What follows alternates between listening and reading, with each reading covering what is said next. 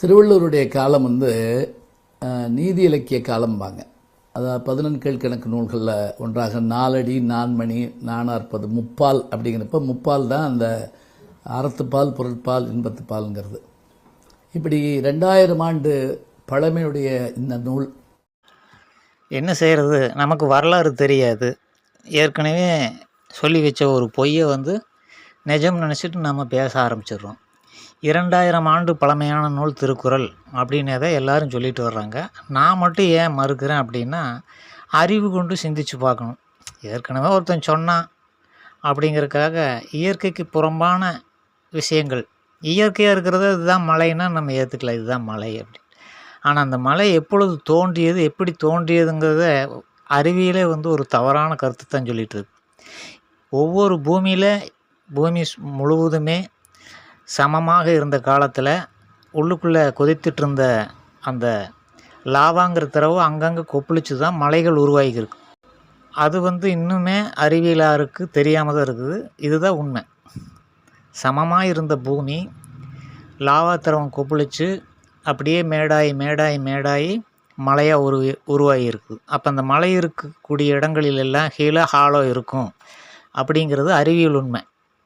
இது அறிவியலாளர்களுக்கு தெரியுமானா தெரியாது. அதுபோல தான் திருக்குறளுடைய வரலாறு பார்த்திங்கன்னா 2000 ஆண்டு உறுதியாக கிடையாது அப்படிங்கிறதுக்கு நான் பல ஆதாரங்களை இதில் கொடுக்குறேன். இது ஞான சம்பந்தம் இதை பார்த்து தெரிஞ்சுக்கிட்டோம் அப்படிங்கிறத என்னுடைய பார்வை. இது 9ஆம் நூற்றாண்டில், அதாவது சமணர் வருகைக்கு பின்பு சமணர்களால் இங்கு சமணப்பள்ளி நடத்தப்படும் பொழுது அங்கு வெட்டப்பட்ட கல்வெட்டு. இந்த பள்ளிக்கு உபயம் செஞ்ச சில பாண்டிய நாட்டு ஆட்களால் உபயம் செஞ்சு அதனுடைய குறிப்புகள் இந்த கல்வெட்டில் பதிக்கப்பட்டிருக்குது. இந்த காலகட்டம் 9ஆம் நூற்றாண்டில் தமிழ் 900 ஆண்டு, திருக்குறள் எழுதின பிறகு 900 ஆண்டு கழித்து தான் இந்த கல்வெட்டு வெட்டப்படுகிறது. அப்படின்னா 900 ஆண்டில் தமிழ் எவ்வளோ இன்னும் வளர்ந்துருக்கணும். அப்போ ஏன் பிராமி மொழியில் கல்வெட்டை வெட்ட வேண்டிய அவசியம் என்ன? இங்கே தமிழ் மொழி இருந்திருந்தால் தமிழ் மொழியில் தானே கல்வெட்டு வெட்டியிருப்பாங்க. தமிழ்ங்கிற வார்த்தையே முதல்ல கிடையாது அப்போ. அப்படிங்கிறதுக்கு உறுதியாக இந்த ஆதாரம் இருக்குது. 900 வருஷம் கழித்து திருக்குறள் எழுதப்பட்டு 900 வருடங்கள் கழித்தும் பிராமி மொழியில் கல்வெட்டு வெட்ட வேண்டிய அவசியம் என்ன? அதே போல் வட்டெழுத்துக்களை உபயோகிக்க வேண்டிய அவசியம் என்ன? இருக்கவே இருக்காது. அப்போ மொழி வரி வடிவம் இல்லாத தமிழ் அப்படிங்கிறத நம்ம முதல்ல புரிஞ்சுக்கணும். அதனால் திருக்குறள் அப்போ எழுதப்படலை அப்படிங்கிறது உறுதியாகுது. சமணர்களால் இந்த பிராகிருதம் அப்படிங்கிற இந்தியாவுக்கே பொதுவான வரி வடிவம் உபயோகப்படுத்தப்படுகிறது. இதிலிருந்து தான் கன்னடம், தெலுங்கு, மலையாளம், தமிழ் எல்லா மொழி வரி வடிவங்களும் உருவாகிறது. ஏன்னா இந்த வட்டெழுத்துக்கள் மூலமாக வட்டமாக இருக்கிற மாதிரி தான் நம்ம தென்னிந்திய மொழிகள் அனைத்துமே இருக்குது. அப்போ பிராகிருதத்திலிருந்து தான் இந்த 4 மொழி வரி வடிவங்களும் உருவாகி இருக்க வேணும் அப்படிங்கிறது உறுதியாக நம்ம புரிஞ்சுக்கலாம். இது ஒன்றும் பெரிய கம்பசூத்திரங்கிறாங்களா, அது மாதிரி எல்லாம் இது கிடையாது. இது ஞான சம்பந்தனுக்கு தெரியுமா அப்படின்னா உறுதியாக தெரியாது. ஏன்னா ஏற்கனவே இருக்கிற வரலாற்றை அப்படியே கரைச்சி குடிச்சு வச்சுட்டு வாந்தி எடுத்துகிட்டு இருக்கிறதான நம்ம தமிழர்களுடைய பண்பாடு. இதை சரியாக புரிஞ்சுக்கணும். இந்த பிராகிருதம்ங்கிற இந்த வட்டெழுத்து அப்படிங்கிறது உருமாறி ராஜராஜன் காலத்தில் எப்படி வந்திருக்குது பாருங்கள். இப்போ தான் தமிழ் சிறிதளவு வரி வடிவம் பெற ஆரம்பிச்சிருக்குது. ராஜராஜன் காலத்தில் தான் இந்த கல்வெட்டுகளில் உங்களுக்கு மெய்யெழுத்து இருக்காது. நல்லா கவனித்து பார்த்தீங்கன்னா புள்ளி வைத்த எழுத்துக்கள் எதுவுமே இருக்காது. அதுக்கு பல காரணங்கள் உருட்டுவாங்க, அதெல்லாம் உண்மை இல்லை. மெய்யெழுத்தே இல்லாத தமிழ் மொழி தான் ராஜேந்திர சோழன், ராஜராஜன் இவங்க காலத்தில் இருந்திருக்குதுங்கிறதுக்கு அந்த தஞ்சை பெரிய கோயிலினுடைய அத்தனை கல்வெட்டுகள் நீங்கள் போய் பார்க்கலாம். மெய்யெழுத்து இல்லாத தமிழ் எப்படி மெய்யெழுத்தே இல்லை. திருக்குறள் அதுக்கு முன்னாடியே 1000 வருடங்களுக்கு முன்னே எழுதப்பட்டதுன்னா எவ்வளோ ஒரு முட்டாள்தனமான பதிவுகளை புரிந்து வச்சுருக்கிறாங்க மக்கள். இந்த அறிஞர்கள் அப்படின்னா இவங்க அறிஞர்கள் கிடையாது, இவங்கள் அறிவிலிகள் தான் அப்படிங்கிறத நான் உறுதியாக சொல்லுவேன். வள்ளுவரை பொறுத்த அளவு ஒரு சிறப்பு, அவர் தமிழில் எழுதியிருந்தாலும் கூட தமிழ்ங்கிற வார்த்தையை அவர் பயன்படுத்தலை. ஞான சம்பந்தம்னு பெயரை வச்சுக்கிட்டு இப்படி ஞான சூன்யமாக இருக்கிறத நம்ம பார்த்து பரிதாபப்பட வேண்டியதாக இருக்குது அல்லது வருத்தப்பட வேண்டியதாக இருக்குது. பாரதியார் வந்து தமிழ் அப்படிங்கிற வார்த்தையை உபயோகப்படுத்தியிருக்கிறார். ஏன்னா அப்போ வந்து தமிழ் மொழிக்கு தமிழ்ங்கிற பெயர் வந்துருச்சு.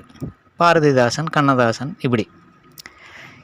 திருவள்ளுவர் ஏன் தமிழ்ங்கிற வார்த்தையை உபயோகப்படுத்தலைன்னா, அந்த காலத்தில் இந்த மொழிக்கு தமிழ்ங்கிற பெயர் இல்லைங்கிறத நம்ம புரிஞ்சுக்கணும். இந்த தமிழ்ங்கிற பெயரை வச்சது எவன்னு தெரியாது நமக்கு.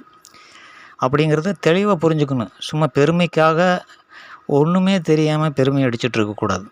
தமிழ்ங்கிற வார்த்தை இல்லைன்னா அப்போ வந்து திருவள்ளுவர் காலத்தில், இந்த திருக்குறள் எழுதப்பட்ட காலத்தில் தமிழ்ங்கிற வார்த்தை தமிழ் மொழிக்கு வைக்கப்படவில்லை அப்படிங்கிறத நம்ம முதல்ல புரிஞ்சுக்கணும். அதனால் இந்த மாபெரும் அறிஞர்கள் எல்லாம் இந்த தமிழ் அப்படிங்கிற வார்த்தை எந்த காலகட்டத்தில் எந்த இலக்கிய நூல்களில் பயன்படுத்தப்பட்டிருக்குது அப்படிங்கிறத பார்த்து அந்த வருடத்திலிருந்து தான் தமிழுக்கு தமிழ்ங்கிற பெயர் வந்திருக்குதுங்கிறத வெளிப்படுத்தணும். ஏன்னா இந்த குப்பைகளையெல்லாம் போய் நான் படிச்சுட்டு இருக்க முடியாது. எனக்கு அந்தளவுக்கு வந்து பொறுமை இல்லை. இவர்களுடைய இந்த கட்டுக்கதைகளையும் வஞ்சக புகழ்ச்சியாகவோ அல்லது புகழ்ச்சி பாடி அந்த இரவல் பெறக்காக எழுதப்பட்டது இது அனைத்தும். அதனால் இதையெல்லாம் போய் நம்ம ஆராய்ச்சி பண்ண வேண்டியதில்லை. இப்போ இருக்கிற அறிஞர்கள் அதை ஆராய்ஞ்சு தமிழ் அப்படிங்கிற வார்த்தை எந்த காலகட்டத்தில் இந்த மொழிக்கு வைக்கப்பட்டது அப்படிங்கிறத வெளிப்படுத்துங்க. அவ்வளோதான் என்னுடைய வேண்டுகோள். அது காரணம் என்ன அப்படின்னா, அவர் விரும்புகிறது உலக மொழிகள் எல்லாத்துலேயும் இது போன்ற நீதி போய் சேரட்டுங்கிற ஒரு எண்ணம் அவருக்கு இருக்குது. அப்படியெல்லாம் எந்த ஒரு எண்ணம் கிடையாது. அதனால் தமிழ் மொழி வந்து இல்லாத ஒரு வார்த்தையை எப்படி உபயோகப்படுத்த முடியும்? தமிழ்நாட்டில் இருந்தவங்க பெரும்பாலும் குடிகாரர்களாகவும் சூதாடிகளாகவும் அடுத்தவன் மனைவியை கையாளுகிறவனாகவும் என்னென்ன கேடுகட்ட வாழ்க்கையை வாழ்ந்துக்கிட்டு இருந்தாலும் அதைத்தான் வந்து வள்ளுவர் இது செய்யாதேன்னு சொல்கிறான்னா அவன் எப்படி தமிழனாக இருக்க முடியும்? அதை முதல்ல யோசிக்கணும். தமிழனுக்கே உரிய பண்பாடு வந்து மாமிசம் சாப்பிட்றது, கல்லை குடிச்சிட்டு ஆடுறது, இப்படி வந்து ஒரு மனித மிருகங்களாக வாழ்ந்துட்டு இருந்த காலகட்டத்தில் இதையெல்லாம் செய்யாதேங்கடான்னு ஒருத்தன் சொன்னால் அவன் எப்படி தமிழனாக இருக்க முடியும்? அவன் வேற்று மொழிக்காத பிராமணன் தான் அவன் அப்படிங்கிறது தெளிவாக அதை எல்லா குறள்களையும் தெரிகிறது. தமிழனுக்காக தமிழன் பாடுபட்டான்ங்கிறது வந்து வரலாறே கிடையாது. அப்படி ஒரு வரலாறு இருந்தால் எடுத்து காமிக்கலாம். அவன் தமிழனாக இருக்கவே முடியாது. அவன் புனைப்பெயரில் எழுதினதெல்லாம் வச்சு, இப்போ பாரதியார்னா சுப்பிரமணிய ஐயர் தான் அவர் பேர். ஆனால் பாரதியாருங்கிறது தமிழ் பேராக போச்சு. பா ரதி யார் அப்படிங்கும் பொழுது பாரதியாரை போய் தமிழன் எப்படி சொல்ல முடியும்? அவர் சுத்த பாப்பான் தான். இதில் ஒன்றும் மாற்று கருத்து இருக்க முடியாது. அப்படி அந்த காலத்தில் படித்தவர்கள் எல்லாருமே அந்த 5% படித்தவங்க. பெரியார் சொன்ன மாதிரி காமராஜ் காலம் வரை 90% தற்கூறிகளாகத்தான் இருந்திருக்கிறாங்க. அப்படிங்கும்போது பாரதியார் காலகட்டத்தில் இன்னும் 3% தான் இருந்திருப்பாங்க. அவர்களும் பார்ப்பனர்கள் தான். இது தெளிவான உண்மை. இதை எதுக்கு மறைச்சி இப்படி வந்து அயோக்கியத்தனமான ஒரு வரலாற்றை வந்து எதுக்காக தமிழ்நாட்டில் பரப்பணுன்ட்டு எனக்கு புரியல. இறைவன் அப்படிங்கிற சொல்கிறாரே தவிர கடவுளுங்கிற சொல்லலை. நீ எல்லாம் எப்படி மொழியியல் அறிஞராக இருக்கிறேன்ட்டு எனக்கே புரியல. கடவுளுங்கிற சொல் இல்லைன்னா அது வரைக்கும் கடவுளுங்கிற அந்த வார்த்தை வந்து உருவாகவே இல்லைன்னு தான் அர்த்தம். இறைவன் அப்படின்னு தான் இருந்திருக்குது அந்த திருக்குறள் எழுதுகிற காலகட்டம் வரைக்கும் அப்படிங்கிறது. அந்த காலகட்டத்தில் அந்த கடவுளுங்கிற சொல்லி எந்த காப்பியத்தில் பயன்படுத்தப்பட்டிருக்கிறது அப்படிங்கிறதையும் பார்க்கணும். இதுதான் வந்து மொழியில் ஆராய்ச்சியை ஒழிய அவர் பயன்படுத்தலைங்கிறக்காக வந்து அவர் பொதுமறையாயிட்டார் அப்படின்ட்டு கேணத்தனமான வாதங்களை வந்து புரிந்து கொள்ளுதலே வந்து கேணத்தனமாக இருக்குது. இது எப்படி இந்த அறிஞர்கள் எல்லாம் இவங்க எப்படி அறிஞர்கள் ஆனாங்கன்னு எனக்கே புரியல. நான் ஒரு சாமானியன், எனக்கு புரியுது இத்தனையும் விஷயங்கள் என்னென்ன நடந்திருக்குது அப்படிங்கிறது. ஒரு அடிப்படை அறிவு வேண்டாமா? சமீப காலமாக கலக்கல் அப்படிங்கிற வார்த்தை உபயோகப்பட்டு வருது. இது கலக்க போவது யார் அப்படின்னு பாட்டெல்லாம் வந்திருக்குது. இதுக்கு என்ன மீனிங்? பிரமாதப்படுத்துதல் அப்படின்ட்டு. ஏன்னா தமிழ் வார்த்தையினுடைய அந்த ஒரிஜினல் அர்த்தம் என்ன? 2 பொருள்களை சேர்த்தல், அதுதான் கலக்கல். ஆனால் இன்றைக்கி வந்து அதனுடைய மீனிங் என்னவா இருக்குது? பிரமாதமாக ஒரே பிரமாதப்படுத்துகிறையே அப்படிங்கிற மாதிரி தான் அந்த மீனிங் கொண்டு வந்தப்பட்டு. அப்போ வந்து இந்த வார்த்தை வந்து கண்ணதாசன் காலத்தில் இல்லை அப்படின்னா அவர் ஏன் உபயோகப்படுத்தலைன்னா இந்த வார்த்தை சரியில்லை, அதனால் அவர் வந்து பயன்படுத்தலை, அந்த கலாச்சாரம் இல்லை அப்படின்னு அர்த்தம். அப்பவும் கலக்கி குடிச்சிட்டு தான் இருந்தாங்க. அவரே கலக்கி குடிச்சிட்டு தான் இருந்தார், சோடாவையும் சாராயத்தையும். ஆனால் கலக்குங்கிற வார்த்தை இப்போ தான் தோன்றிருக்கு. அதனால் இது போன்ற சொற்களை வைத்து கேரக்டரைஸ் பண்ணக்கூடாது. அதனுடைய வரலாறு வேணால் நம்ம புரிஞ்சுக்கலாம். அது எத்தனை இலக்கியங்கள் அந்த வார்த்தைகள் வருதோ அதற்கு பிறகு தோன்றி இருக்குது அந்த காலகட்டத்தில் தோன்றி இருக்குது அப்படிங்கிறத அந்த வார்த்தையை வச்சு முழுமையாக நம்ம வந்து அந்த சரியான வரலாறு எந்த ஆண்டு தோன்றியது அப்படிங்கிறத, அந்த நூல் எந்த ஆண்டு தோன்றினதுன்னு கூட நம்ம கண்டுபிடிச்சிடலாம். இதைத்தான் பண்ணணும். சும்மா அறிவு சார்ந்த விஷயங்கள் அந்த கருத்துக்களை வச்சு நம்ம பார்த்தோம்னா அந்த கருத்துக்கள் காலங்காலமாக இருந்து வருது. அதனால் மறுப்பு கொள்கைங்கிறது எப்போ வேதம் தோன்றுச்சோ அப்போவே அது வேதத்தில் ஒரு பகுதியாக தான் இருக்குது.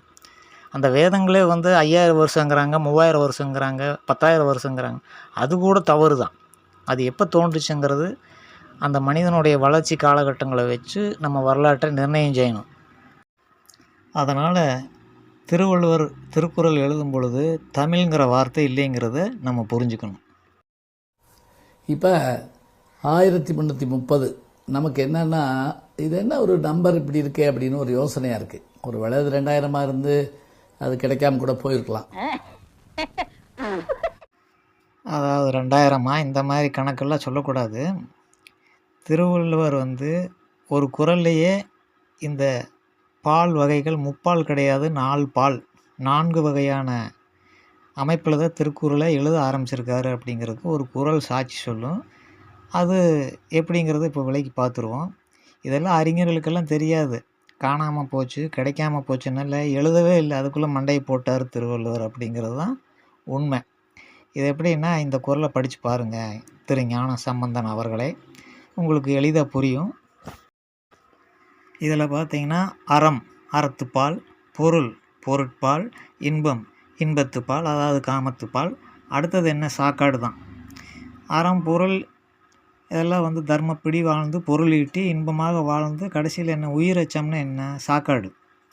அந்த உயிரச்சம்ங்கிற 4வது பால் வந்து ஏற்றதுக்குள்ளே அவருக்கு வந்து சாக்காடு வந்துருச்சு அப்படிங்கிறது நம்ம புரிஞ்சிருக்கும். இந்த 4ன் திறந்தெறிந்து தேரப்படும். நல்லா புரிஞ்சுக்கணும். அவர் வந்து 4 பாலை எழுதுறதா தான் இருந்தது. 3வது முக்கால்வாசி எழுதும்போதே அவர் புட்டுக்கிட்டார் அப்படிங்கிறத நம்ம புரிஞ்சுக்கணும். இதெல்லாம் எளிதான விஷயங்கள். அந்த குறள் வந்து வார்த்தைகளும். அப்போ அறம் அறத்துப்பால் இருக்குது, பொருள் பொருட்பால் இருக்குது, இன்பம் இன்பத்துப்பால் இருக்குது. அப்போ உயிரச்சம் இதுக்கு இன்பத்துக்கு அடுத்தது என்ன? சாக்காடு தானே. அப்போ அது வந்து மறுபிறப்பு இன்னும் வந்து பல விஷயங்களை பற்றி அவர் சொல்ல இருந்ததுக்குள்ளே அவர் நீ போதண்டா 2000 வருஷமாக நீங்கள் சொல்கிற அந்த 2000 வருஷமாக திருந்தாத இந்த தமிழ்நாட்டு மூதேவிக இதையெல்லாம் படித்து திருந்துவா போகிறாங்க, நீ மேலே வான்ட்டு கடவுள் வந்து அவருக்கு ஆப்பு வச்சு தூக்கிட்டு போயிட்டார். இதுதான் நடந்த உண்மை. இதெல்லாம் வந்து தெளிவாக புரிஞ்சுக்கணும். இலக்கியம் படிச்சிட்டோம், அதுலேயே வந்து புத்தக புழுவாக வாழ்ந்து அது அர்த்தம் தெரியாமல் வாழ்ந்து செத்து போகிறதுக்காக நம்ம பிறக்கல அப்படிங்கிறத புரிஞ்சுக்கிட்டு, என்னை போன்ற ஆட்கள் வந்து எங்கேயாவது ஒரு மூலையில் இருப்பாங்க. அவங்களையெல்லாம் வந்து கலந்து ஆலோசித்து இந்த வரலாறு, தமிழனுடைய வாழ்க்கை என்ன, உலகத்தினுடைய வளர்ச்சி என்னங்கிறதெல்லாம் புரிஞ்சுக்கணும். இதெல்லாம் வந்து விழலுக்கு இறைத்த நீர் அப்படின்பாங்க. அந்த மாதிரி என்னுடைய வாழ்க்கையில் நான் உட்காந்துட்ருக்கிறேன். யாராக இருந்தாலும் என்னை சந்தித்து இது பற்றி கேள்விகள் கேட்கலாம். அதுக்கான முழு விளக்கம், உண்மையான விளக்கம் நான் தர தயாராக இருக்கிறேன். கடவுள் வாழ்த்து பிற்காலத்தில் தான் அதை கொண்டு வந்து சேர்க்குறாங்க. அதில் இந்த இறை வாழ்த்தில் வந்து 10 குறள் இருக்கும். அதில் முதல் குறள் வந்து அகர முதல் எழுத்தெல்லாம் ஆதிபகவன் முதற்றே உலகுன்னு சொன்னால் எந்த கடவுளையுமே சொல்ல மாட்டார். அதுதான் பெரிய சிறப்பு. இதுபோல் ஒரு கேணத்தனமான ஒரு உரையை நான் இதுவரை கேட்டதில்லை. அந்த 10 குறளை கொண்டு வந்து மறுபடி சேர்க்குறாங்கன்னா எவன் சேர்த்துனது? அதில் அந்தணர்னு போட்டு இருக்குது அப்படிங்கிறக்காக அது சேர்த்துனதுன்னு சொல்லி அது வந்து பார்ப்பனன் இல்லைன்னு நிரூபிக்கிறதுக்காக இதை சொல்லுறேன். அப்போ முதல் குறள் மட்டும் திருவள்ளுவர் எழுதுனானா? மீதியெல்லாம் கொண்டு போய் இடையில செருகிட்டாங்களா? இதெல்லாம் இந்த மாதிரியெல்லாம் வந்து ஒரு அடிப்படை ஆதாரம் இல்லாமல், ஒரு அறிவும் இல்லாமல் சொல்லவே கூடாது. பிற்பகுதியில் எத்தனையோ இடத்துல செருகிட்டாங்கன்னு அந்த குறளெல்லாம் மாற்றி எழுத முடியுமா? நீ ஒரு குறள் எழுதி பாரு, அந்த மாதிரி முடியுமா உன்னால்? ஒரு பிராமணன் தான் அதை எழுதியிருக்கிறான்னு தெரிஞ்சாலும் அதை இல்லைன்னு சொல்லி அவனை தமிழன் ஆக்கிறதுக்கு படாது பாடுபடுறானு எத்தனை பேர் அந்த லிஸ்ட்டில் இந்த ஆள் ஒரு ஆளாக வந்து நிற்கும்போது நமக்கு எரிச்சல் வருது. ஏன் இப்படி அறிவு கட்டத்தனமாக இருக்கீங்கன்ட்டு எனக்கே புரியல. இன்பத்து பாலை வந்து நம்ம தவிர்க்கிறோம். ஆனால் அதுவும் மிகச்சிறப்பான ஒன்று தான். காதலையும் இல்லறத்தையும் சொல்லக்கூடியது அது. அந்த இன்பத்து பால் மட்டும் ஏன் தவிர்க்கிறோம்னா, இவர் மட்டுமில்லை எல்லாருமே தவிர்க்கிற காரணம் என்னென்னா, அது பிராமண குடும்பங்களில் எப்படி ஒரு கல்ச்சர் இருக்குமோ அது மாதிரியே குறள்கள் அனைத்தும் அமைக்கப்பட்டிருக்கும். அதுதான் பெரிய சிக்கல். இத்தனை குறளை வந்து நம்ம விளக்கம் சொல்லும்போது சிக்கிக்குவோம் அப்படின்ட்டு அதை தவிர்த்துறது. ரொம்ப அறிவுடைமை தான். திருவள்ளுவர் அறிவுடைமையில் இந்த நரித்தனங்களை எல்லாம் பற்றியும் கூட சொல்லியிருக்காரு. அதுக்கு ஒரு குறள் இருக்குது, அதை நம்ம பிற்பகுதியில் எடுத்து விளக்கமாக கொடுப்போம். திருக்குறள் குமரேச வெண்பான்னு இருக்குது தமிழில். ஜெகவீர பாண்டியனாருங்கிறவர் எழுதியிருப்பார். அதாவது திருக்குறளை காப்பி அடித்து இன்னொருத்தன் எழுதியிருக்கிறான், ஜெகவீர பாண்டியன். அந்த ஜெகம்ங்கிறது சமஸ்கிருத வார்த்தை. அப்போ நம்ம புரிஞ்சுக்கலாம் அதை எழுதணும் எவன்ட்டு. அதுவும் தமிழும் கிடையாது அப்படிங்கிறது. காப்பி அடித்தது கூட அவனே தான் காப்பி, அவனுடைய இனத்தவன் தான் காப்பி அடித்து எழுதியிருக்கிறான். அன்னைக்கு தொடர்ந்து அந்த காப்பி அடிக்கிற அந்த பழக்கம் தான் இன்றைக்கி வரைக்கும் பாடல்கள், திரைக்கதை, சினிமா, அப்புறம் வந்து நாடகம் எல்லாம் காப்பி அடிக்காமல் இருக்க முடியாது. ஒரு படம் வந்ததுன்னா அந்த கருத்து மாதிரியே வச்சு 100 படத்தை எடுப்பானுங்க. இதெல்லாம் வந்து இந்த காப்பி அடிக்க அந்த காலத்துலேயே கற்றுக் கொடுத்துருக்குன்னா அதுவும் பிராமணனாக போயிட்டான். சிவசிவ வெண்பா இதே மாதிரி கதை சொல்லி சொல்கிறது. சிவசிவ வெண்பா, வடமலை வெண்பா, திருக்குறள் குமரேச வெண்பா, இப்படி உண்டு. அதாவது சுயமாக முதல்ல சிந்திச்சு எழுத மாட்டானுங்க. ஏற்கனவே இருக்கிறது காப்பி அடித்து அது மாதிரி காப்பி அடித்து பண்ணி வைப்பானுங்க. இன்றைக்கி திரைப்பட பாடல்கள் இசையமைப்பு பார்த்திங்கன்னா பூரா காப்பி தான். இது அந்த காலம் தொட்டே இருந்து வந்திருக்குதுங்கிறதுக்கு இது நல்ல ஒரு ஆதாரம். கலைஞர் அவர்களுக்கு வருதுன்னா அவர் திருக்குறளுக்கு உரை எழுதியிருக்கிறாருங்கிறது ஒன்று. அது தவிர ஏன் அங்கே கொண்டு போய் அந்த இதை வைக்கணும் அப்படின்னு நினைக்கிறார் அப்படின்னா, இந்த கடல்கள் சங்கமிக்கிற இடம் அதுதான். மதங்கள் சங்கமிக்கிற, இனங்கள் சங்கமிக்கிற இடத்துல ஒரு பெருமை ஏற்படுவது போல திருக்குறள் உலக மக்களுக்கெல்லாம் சென்று சேருவதைப் போல இது அந்த கடற்கரையில் வைக்க வேண்டும் என்று நினைக்கிறாங்க. அப்படியெல்லாம் ஒன்றும் கிடையாது. ஏற்கனவே இருக்கக்கூடிய விவேகானந்தர் பாறை, அதனுடைய புகழை மழுங்கடிக்கணும்னா அதோட பெருசாக வந்து எதையாவது ஒன்று மாற்றி மடை மாற்றி திசை மாற்றி பண்ணிட்டோம்னா விவேகானந்தர், அதாவது சங்கி ஆயிட்டான்ல விவேகானந்தர், அதனால் அவனை வந்து மறக்கரிக்கிறதுக்கு நம்ம திருவள்ளுவரை தூக்கி பிடிச்சிட்டோம்னா அது தானாக மறைஞ்சு போயிடும். இதுதான் அதனுடைய உள்நோக்கம். இதெல்லாம் இந்த மாதிரி கட்டுக்கதைகளையெல்லாம் அழக்கூடாது. கருணாநிதியினுடைய போக்கு என்னங்கிறது என்ன மாதிரி ஆட்களுக்கு தெளிவாக தெரியும். அது இன்றைக்கும் சுனாமி வந்தபோது கூட எப்படி அந்த பாறையும் வள்ளுவர் சிலையும் நின்று நிலைக்கிறதோ அதுபோல் என்றைக்கும் தமிழ் உலகெங்கும் சென்று பரவி நிலைக்கும். இப்படி ஒன்றுமே தெரியாத கிறுக்கு பயல் மாதிரி சொல்லிகிட்டு இருக்கிறியே. இன்றைக்கி 15 வயதுக்கு உட்பட்ட குழந்தைகளுக்கு யாருக்காவது தமிழ் பெயர் இருக்குதான்னு முதல்ல விசாரிச்சு பாரு, உனக்கு உண்மை விளங்கு. தமிழெல்லாம் பாதி செத்து போச்சு. பூரா இந்தி பெயர்களும் சமஸ்கிருத பெயர்களும் முழுக்க முழுக்க இந்தி பெயர்கள் தான். எல்லாம் நெட்டில் தொலாவி என்ன அர்த்தம்னே தெரியாமல் தர்சன் அப்படின்னு வச்சுருக்குறாங்க. தர்சன்னா என்ன? தரிசனம்னு அர்த்தம். ஒரு மனிதனுக்கு தரிசனம்னு பேர் வைப்பாங்களா? இது சினிமா படத்து பேர் மாதிரி இருக்குது. அதனால் இந்த தமிழ் மொழி இன்னும் வந்து நீ அந்த குட்டைக்குள்ளே உட்காந்துக்கிட்டு குமிஞ்சு பார்த்துட்ருக்குற. தமிழெல்லாம் வந்து எப்போவோ வத்தி போச்சு. குழந்தைகளுடைய பெயர் மாற்றப்பட்டு விட்டது, ஆங்கிலம் தலையெடுத்து விட்டது. தமிழ் எதுக்கு படிக்கிறது?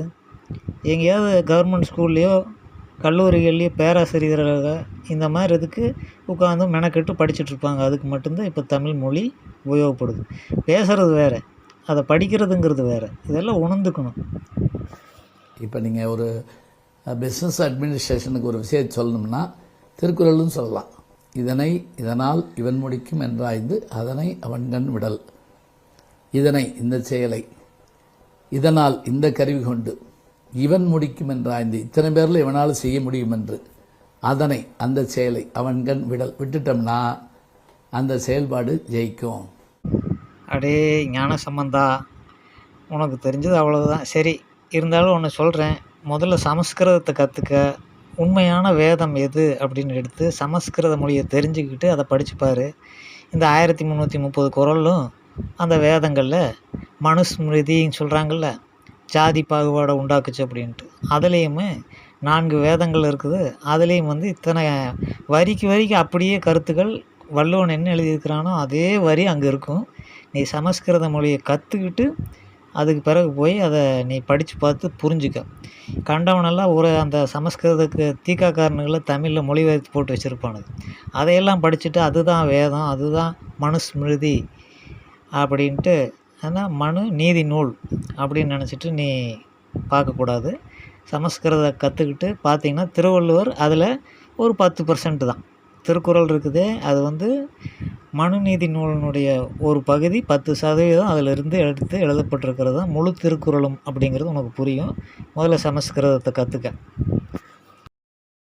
யாருக்கு கேட்டாலும் இதில் பாருங்கள், இதில் பௌத்த கருத்து இருக்குது, இதில் பாருங்கள் சமண கருத்து இருக்குது, இதில் பாருங்கள் சைவ சித்தாந்த கருத்து இதுக்குள்ளே இருக்குது, இதில் பாருங்கள் கிறிஸ்தவ கருத்துக்கள் இருக்குது.